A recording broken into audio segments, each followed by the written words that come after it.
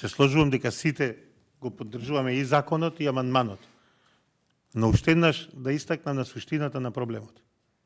Ние не реагираме во моментите кога не се почитува за гарантираната откупна цена, кога се врши хаос во откупот, кога имаме протести од лозаропроизводителите, тогаш е проблемот.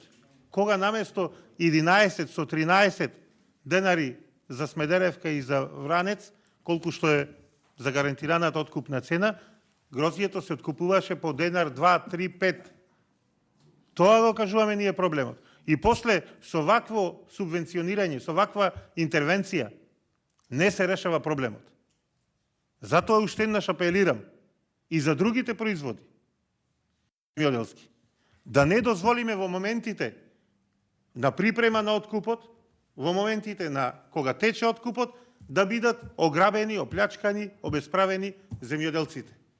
И после да интервенираме со минимални цени, со минимални средства.